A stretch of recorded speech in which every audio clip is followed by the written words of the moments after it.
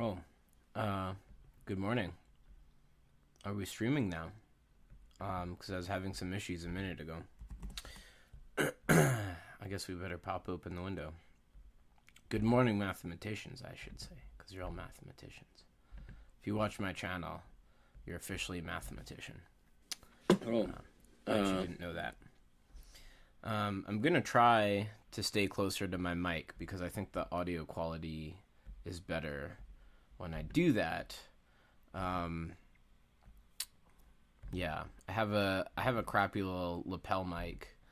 I tried testing it out again. It just doesn't work. I tried getting it because people are commenting on some of my interviews having terrible audio quality, which definitely sucks. Um, but being a PhD student, I bought the cheapest lapel mic possible, which is stupid, and it sucks. It sounds like the cheapest lapel mic possible. What can you do? Okay, so I mentioned yesterday to someone, hello, good morning. Uh, well, as usual, everyone ask your comments or ask your questions in the stream. But I guess I'll start off. Someone commented on a live stream from a couple days ago.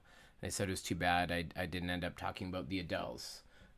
So I'm going to talk about the Adeles.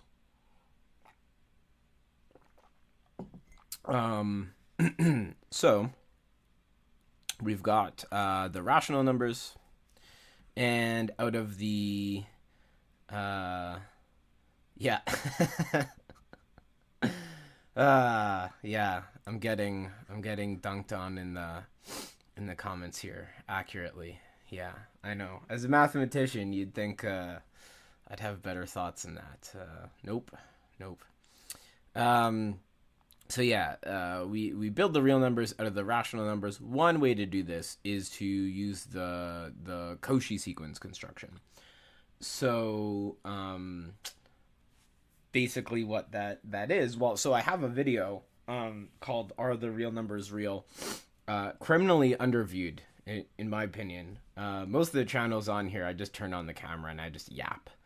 But that one, I teamed up with someone as part of the summer of exposition and made like nice animations and stuff. And yet so many more of my videos like blow it out of the water. I even wrote music for it. The background music I wrote and recorded. Um, yeah, I don't know. Anyways, I'm getting more returns on. I'm getting more views between. Well, that's not true. These office hours don't have more views than that, but um, way more return for effort. Anyways, so we take the normal absolute value, and this gives us some way to measure distances on the rational numbers, and we perform this Cauchy sequence completion. So it's some sort of formal construction, but the intuitive idea is it plugs the holes in the rational numbers, and you can create things like the square root of 2 and stuff. But naturally, you might wonder, well, what are the other ways that we can measure distances on the rational numbers? And for each prime, we get another kind of way of measuring distances called the p-adic absolute value. And so if you have some a and b, basically what you do is you factor out the largest power of p you can from both the numerator and denominator. And then you define this to be p to the s minus r. So what does that mean? That means that the rough idea is that things that are very divisible by p are small, and things that are not very divisible by p are large. So, for example, 5 to the power of 3 in the 5-adic metric would be 1 over 5 to the 3, right? So that's pretty small. And so we get sort of these weird things. Whereas if you took this sequence of digits in the ordinary norm, I mean, clearly this blows up to infinity. Wait, what am I doing? Sorry, I meant to let me do this. This goes to infinity in the ordinary metric, but actually in the p-adic metric, this sequence converges to 0.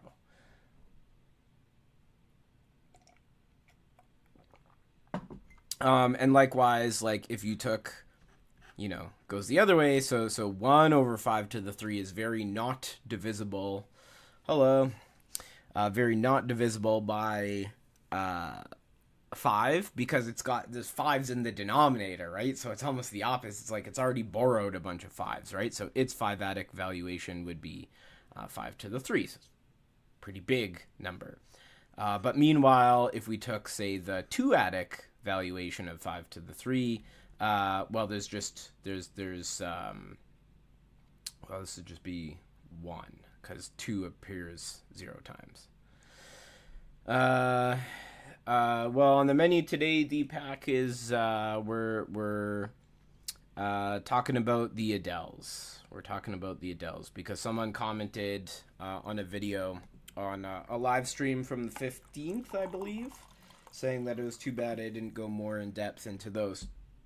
So that's what I'm starting off with until people start asking other questions. So so we can play the same game, right? So we have these different absolute values, and just like how we can build the real numbers from the rational numbers using the ordinary absolute value, for each prime we can build a field of p-adic numbers. No, not the singer. Not the singer. Adele, spelt the same, but there's an Adelic ring. An Adelic ring. I think her parents were mathematicians and just loved this kind of math. I don't even know what to call it. It's a mix of analytic and algebraic number theory. Yeah.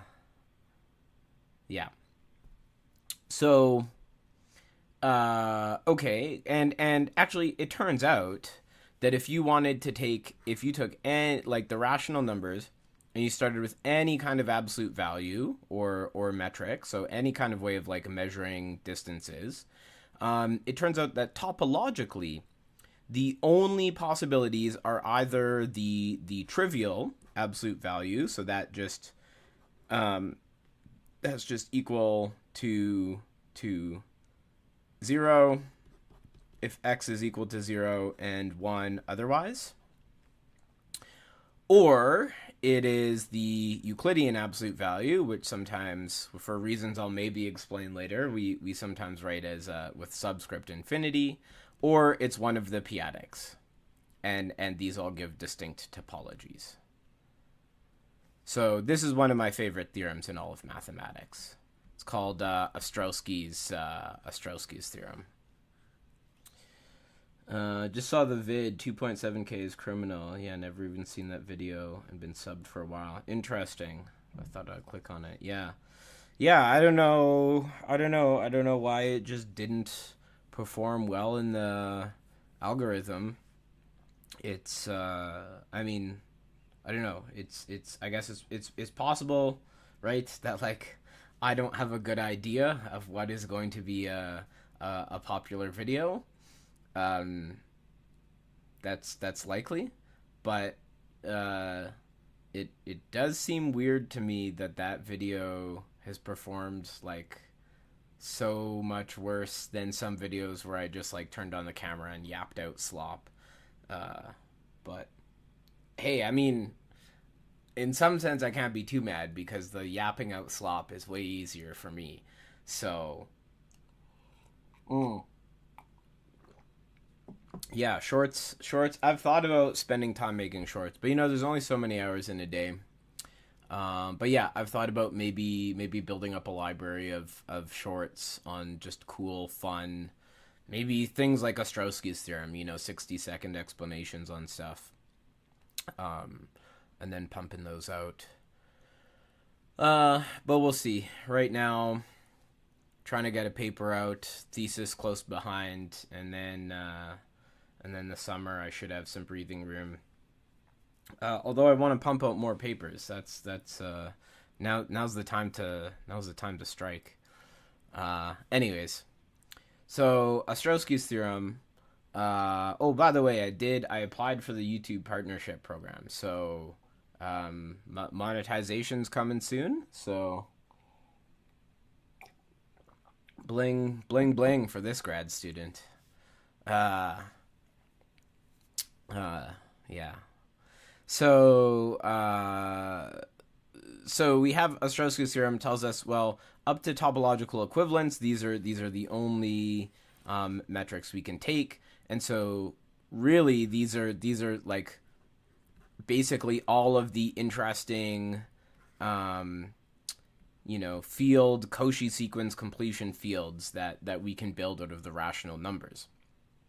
So that's very cool. I mean, one of the reasons why this is one of my favorite theorems in all of mathematics is because it is it connects like arithmetic and topology, right? The sort of the classification, right? Having what like norms on your norms on your fields and classifying them up to topological equivalence, like that's a very topological notion. And yet it turns out that they're almost entirely captured by the prime numbers. So this is just, I mean, to me, it's rather simple in the grand scheme of all the crazy math that's out there. But to me, it's just so incredibly beautiful. Um, yeah, still enthralled by it. Good move in the age of Trump. Is it? I don't know. Well, if it's a good move, then good, I guess. Um, uh, why is it a good move? Why is it a good move in the age of Trump? Because I'll get more money or something? Somehow? Uh, yeah, can they put tariffs on YouTube videos? Can I charge tariffs on exporting knowledge? Uh, So now, what about the Adeles? Well, okay. So a lot of you probably, if you're watching this channel, you've probably studied some calculus, right? So you studied the geometry of like functions from the real numbers for the real numbers. And maybe it won't come as too big of a surprise to you that, well, the p-adic fields are also, so they're fields. We can do addition and multiplication, but they've also got this topological structure coming from this p-adic norm. So it probably shouldn't be too surprising that you can do something like calculus with the p-adic numbers. In particular, we can use measure theory to talk about a theory of integration. And in fact, this is it's not just an purely intellectual curiosity. It actually is useful for studying problems in number theory. So there's probably one of the most famous Ph.D. Thesis in the entire world is Tate's thesis, which basically deals with this sort of analysis and connecting a number of theoretic ideas to calculus on these other fields. But then,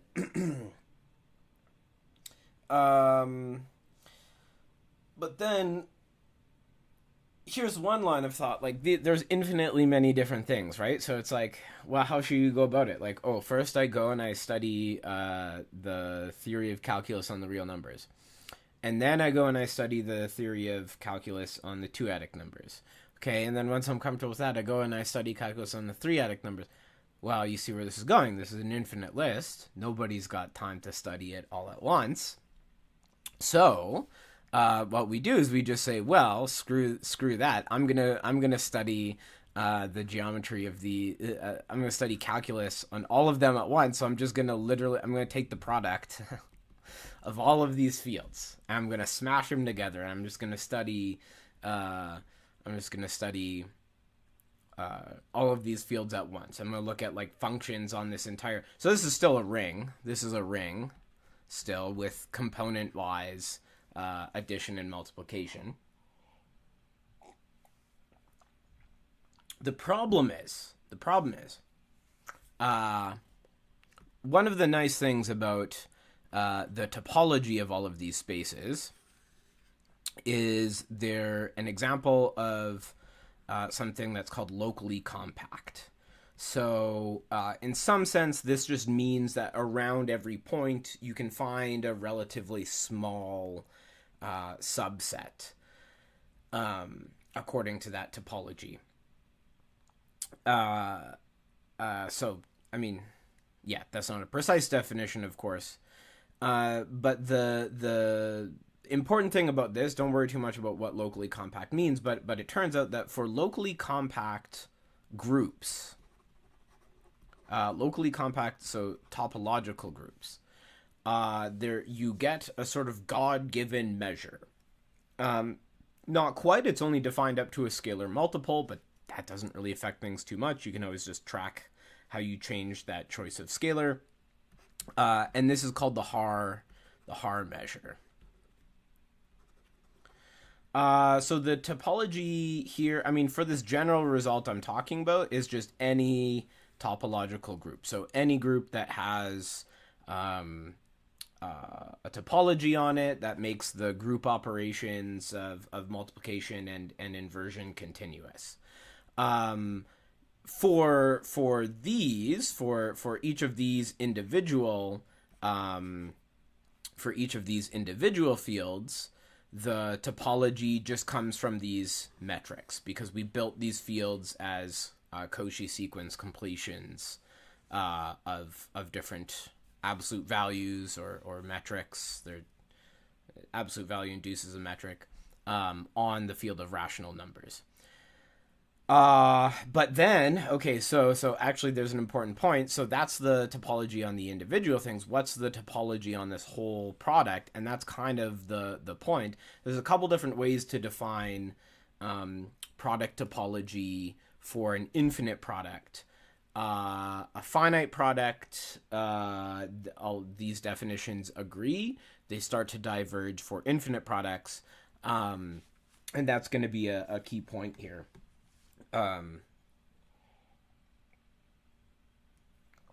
So whatever this means, locally compact topological groups, blah blah blah, Haar measure, whatever that means is if you have a locally compact group, you can do integration.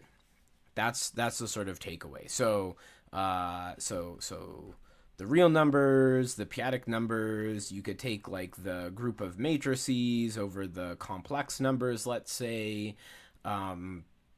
What's maybe a more out there one? Well, I mean, I guess probably the p-adic numbers are fairly out there, but yeah, the point is all of these things sort of like you can have a whole theory of like integration of functions,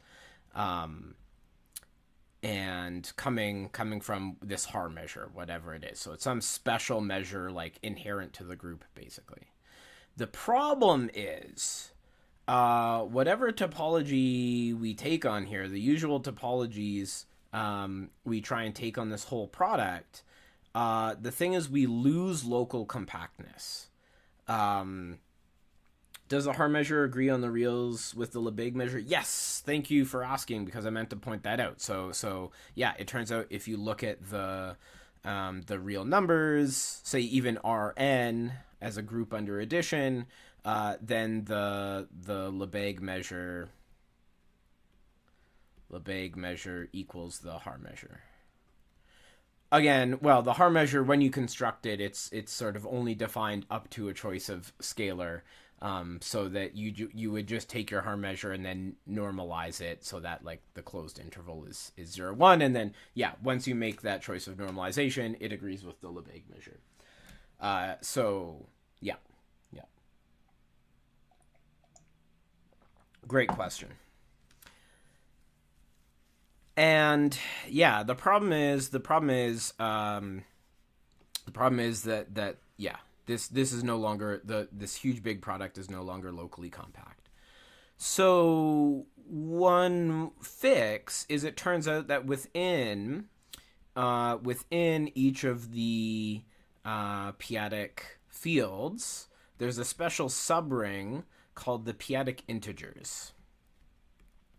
So it turns out, for example, so I talked about how you can have things, like this sequence in the 5 adics, which in the usual metric would just blow up to infinity, but in the 5 adic metric would converge to 0. So it turns out then that, like, in the real numbers, you can have stuff, you can have decimal expansions where things only go finitely off to the left but infinitely far off into the right. So things get flipped in the p-adic world. So now you can have numbers. So maybe this is the 11 adics or something. You can have numbers that go infinitely far off to the left, but they're now only allowed to go finitely far off to the right. And so the p-adic, one way to talk about the p-adic integers is you basically just cut off this decimal point. So it's kind of like an analog of the integers, right? You don't allow the decimals, except now you have these sort of integers with like infinitely long strings, for example, which, okay, maybe that's freaky to some of you, but there's a lot of great videos about the p-adics on the internet these days. So what is so special about this? Well, a lot of things. So first off, it is a ring. It's a ring. It's both open and compact, which is probably weird to a bunch of you coming from analysis. And it's also equal to the ball of radius 1 around the origin in the p-adic numbers. So forget about that other stuff. The nice thing is that it's compact. So if we sort of limit our set, so I guess I didn't say what locally compact is, but a little more formally, like X is locally compact if for every X in X there exists a compact subset of X such that X is in K, right? So this is very common. If you see something in topology or geometry that's like, oh, this thing is locally something. Well, normally that means if you're locally something, that means that for all points in your space, there exists something containing that point that does the something, right? So for example, if you're locally compact, every point in your space is contained in some compact set, right? The real numbers are locally compact, right? Because you take any real number X and say consider the closed interval from X minus 1 to X plus 1.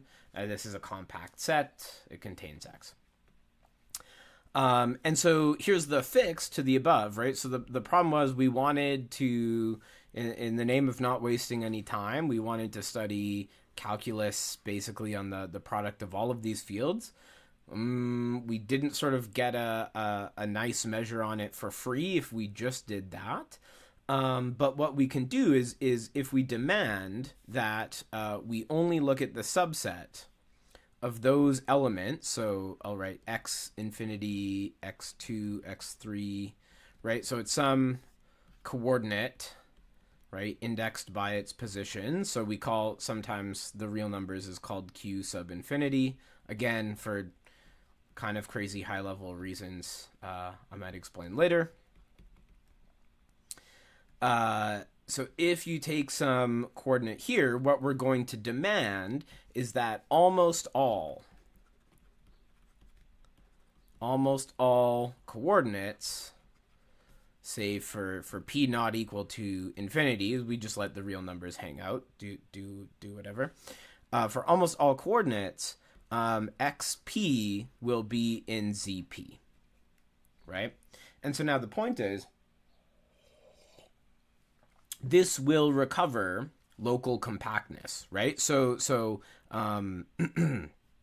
like you could have a point where maybe, so say we had some point x infinity, x2, x3, x5, x7, dot, dot, dot, dot, dot, dot. So this is just hanging out in the reals, and maybe we allow this one to be just an arbitrary element of Q2, and this one's an arbitrary element of Q7, but then all the rest of them and everything beyond here all lies in ZP, right? So why is this locally compact? Well, there's only, if we're only saying finitely many terms can be outside of ZP, we can always choose, say, the closed ball of radius 1 around x2 here, and the closed ball of radius 1 around x7 here, and then around x infinity, like I just said, we can choose like this closed interval here. So now this term lies in the compact set, which is just the product of all of these things. So it'll be these sets that we chose at each of these terms, and then at all the other ones, it'll just be the ZP. And now we come to actually an important theorem in topology called Tikhonov's theorem, which tells us that a product, even an infinite product of compact spaces, is compact. By the way, this strictly depends on axiom of choice. Well, in full generality, in my recent axiom of choice video, I sort of, I don't know what my ultimate conclusion was, but I think part of it is that at least countable choice isn't too crazy. Maybe you should believe in countable choice. I mean, I'd be a hypocrite if I told you absolutely don't believe in choice at all, because it's hiding in the background of like all of my research. Sometimes not even hiding. But so the upshot of all of this is that now, if we look at this restricted thing, now we know our space is locally compact. So the Adeles are sometimes what we would call the restricted product.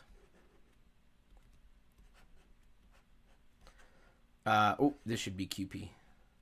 The restricted product. And all this means is exactly what I said before. If we take one of our coordinates, we just ask that all but finitely many of those coordinates land in ZP. And so that brings us to the ring of the Adeles.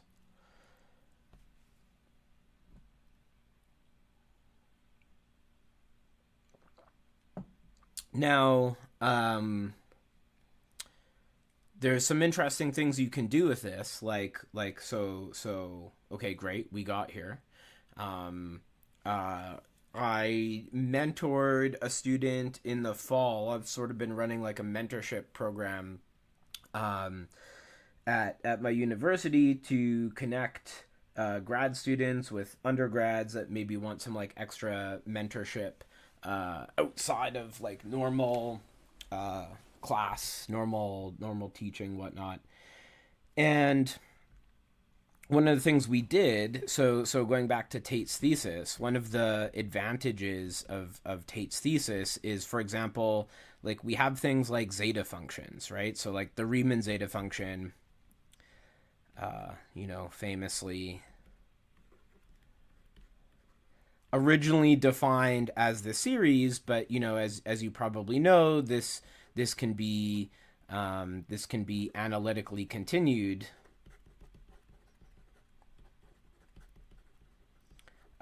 to a function, zeta tilde, on which is defined almost everywhere. It still has a pole at s equals 1. But you need to even make sense of asking the Riemann hypothesis. You need to analytically continue this. There's also other examples of L functions which might be defined so very similar to this, but we maybe define them by a slightly more general series where we allow different numbers to go in the numerator, a sub n. And these are very important. They attach to all sorts of interesting arithmetic objects, like there's L functions attached to elliptic curves. There's L functions attached to modular forms. There's L functions attached to Galois representations. There's L functions attached to automorphic representations, whatever the hell those are. There's well, the list goes on. The list goes on. The list goes on. And so part of what Tate does in his thesis is like okay, there's a bunch of like zeta functions and L functions where you can construct their analytic continuation, but maybe it's like sort of in an ad hoc manner. There is a pattern, but it's like, okay, do I really have to do this by hand for like all of these L functions? So like one of the things he does, if I recall correctly, is he by instead working on the Adeles.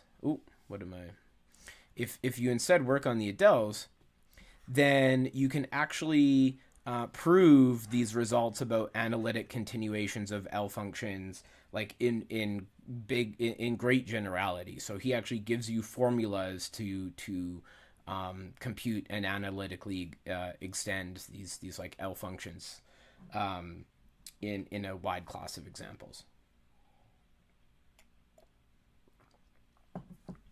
Chat's been dead for a few minutes. Did I lose everyone a long time ago? Yeah.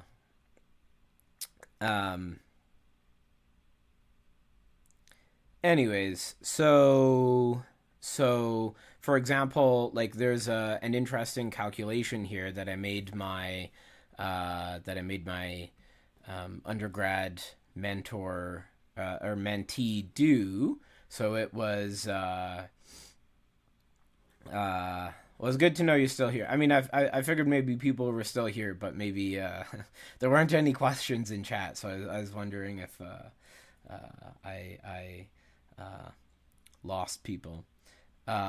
So if you, I could be writing things slightly wrong here, but it turns out like if for the appropriately normalized Haar measure, if you integrate the absolute the p-adic absolute value, then you end up getting to the power of s. I think to the power of s. Then you end up getting this term here, and those of you might remember that the Riemann zeta function can also be written in terms of this infinite product over the prime numbers, and so this is not a coincidence that it works out like this, because in fact this is sort of how Tate goes about analytically continuing these L functions. Is he's able to take things like the Riemann zeta function and basically write it in terms of some integral over the Adeles, where we see the contribution from the p-adic numbers corresponds to this term in the Euler product expansion. And then sort of the I guess the reason, maybe one reason why we sometimes think of the real numbers as being Q infinity is because if you look at the equation, let me just pull up the Riemann zeta function.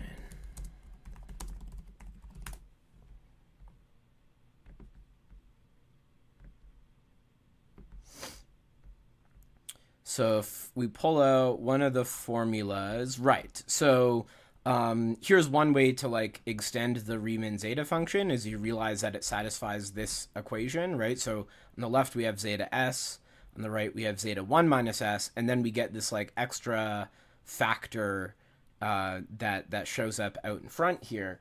And so one can actually view that extra contribution as coming from the real part of the integral over the Adeles, and it sort of, so it's like a normalization or like a compactification term. So it's sort of like adding a point at infinity.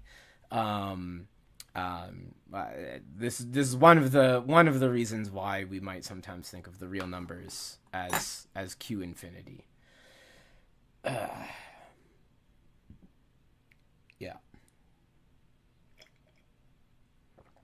So I guess that's pretty crazy stuff. Pretty crazy stuff today. Um, yeah, I think that might be it for today. Wow, we interesting stream. I just yapped about the Adeles the entire time. Um, yeah, well, I hope you're all doing well, and I hope you got something out of it. If you're not used to these ideas, and I'm sure I'll see you all again soon.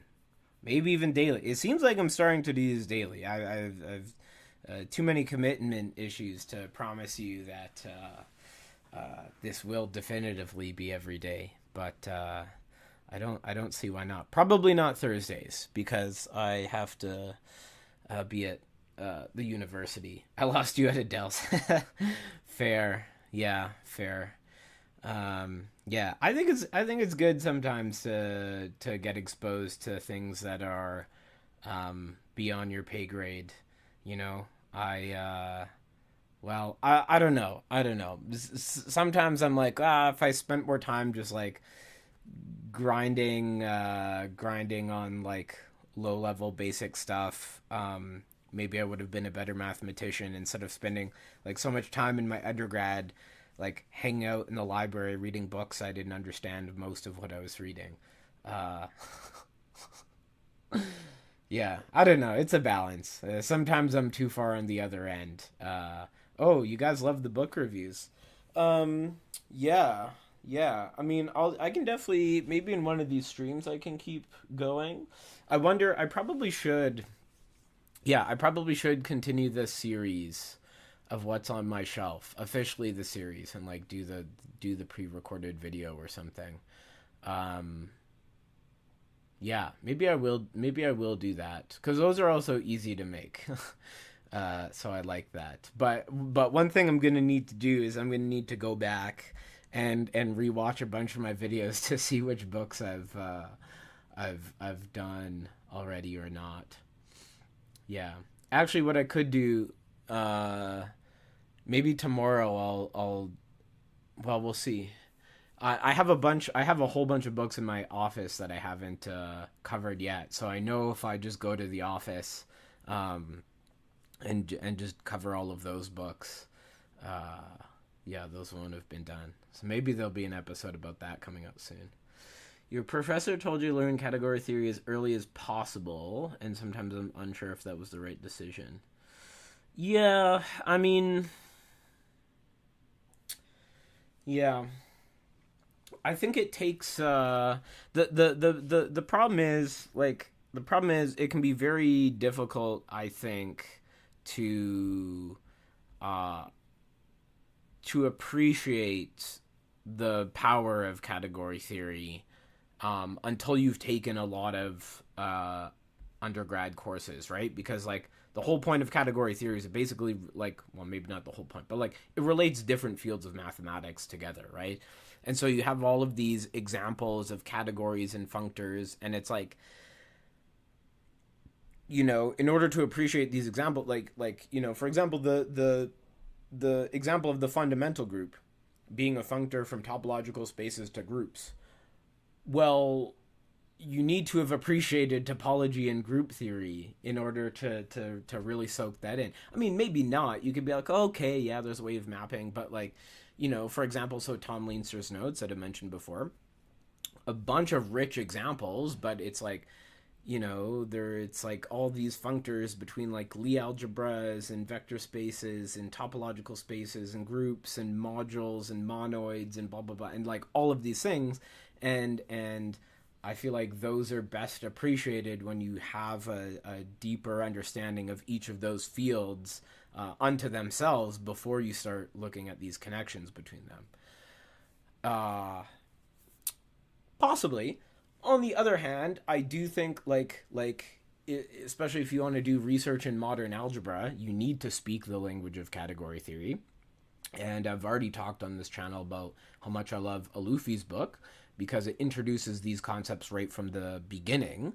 It has you talking about, but in a gentle way, right? It doesn't. I don't like. It doesn't dump everything on you all at once, but it's just like, oh, here's the kernel of group homomorphism. By the way, it satisfies a universal property, etc., etc., and it slowly builds up until you get to where the homological algebra. On the other hand, I mean, there are people who also truly just love category theory as a subject unto itself, and you know, like I do think things that get distilled over time, right? Like there was a time when calculus was like cutting edge stuff. You know, it was like hard to wrap your mind around, maybe like infinite series converging and an infinitesimal calculus, and the foundations were shaky, and that also would have been like, oh, may have seemed like a crazy idea, like, oh, an undergrad, or did they even have the concept of undergrad back then? I don't know, but like, an early person in mathematics, like, oh, teaching them that right off the bat, like, oh, that's too much or something, right? But then nowadays it's like we've got a like digestible, palatable way to teach basic stuff about calculus to engineers, where you don't even need to know all of the, like, technically to make calculus rigorous, you got to do all this analysis, and the engineers don't need to do that, right? You can just give them these mechanical rules about what the antiderivative of a polynomial should be, and then they can go and apply that. You tell them it has something to do with the area under a curve, and send them on their way. So in the same way, like, I don't think it's crazy that the cutting edge, the things that we consider cutting edge today, could be an easily digestible part of the undergrad curriculum. So Emily Real has this, approach to infinity categories, for example, called cosmoi, infinity cosmoi, and the idea is to basically like axiomatize that. And it sort of seems like, at the surface, the claim seems more like maybe insane at a first glance, that like in the future maybe infinity categories could be a part of an undergrad course.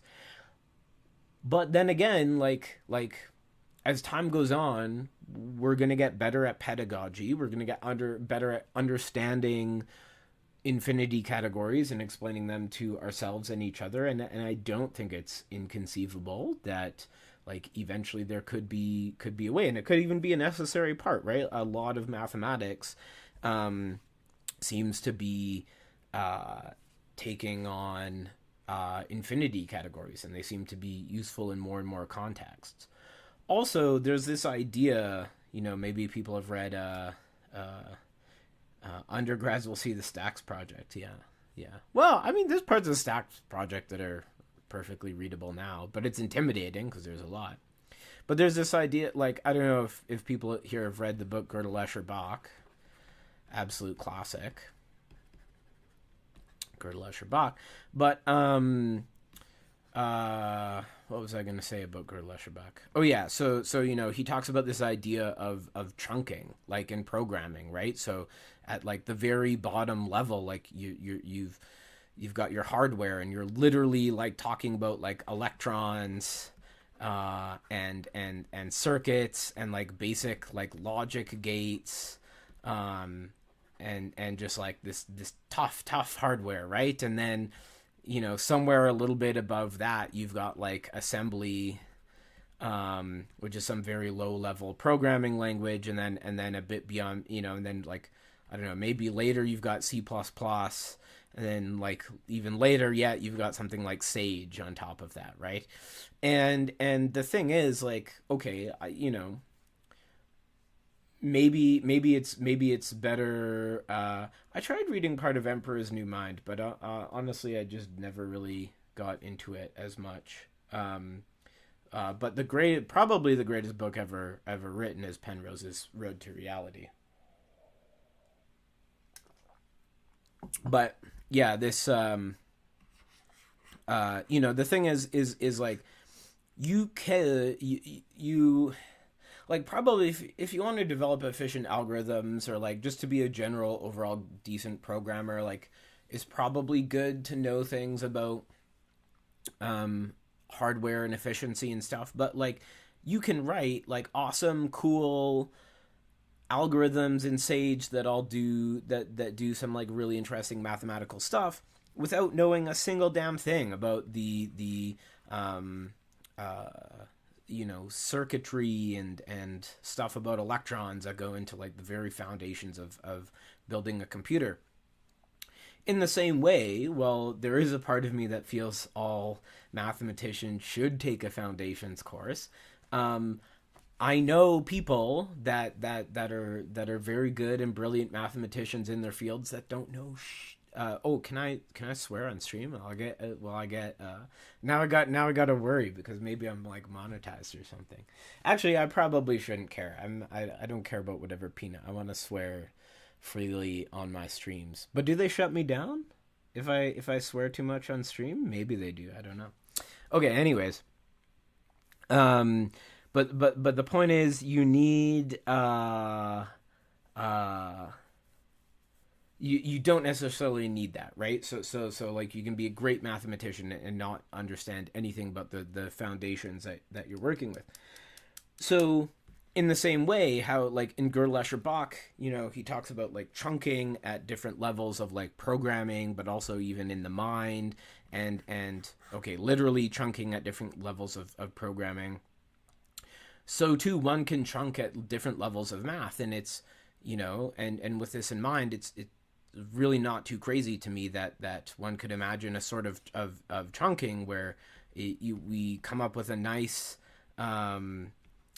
theory of infinity categories in a synthetic way that allows one to teach it to undergrads.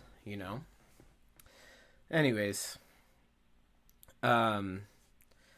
Well, I don't know. I guess I need to look into if they. I don't care about losing money on a stream if they like demonetize me for swearing on stream. I'm not, whatever pennies I'll make from this channel or whatever, I'm not worried about. But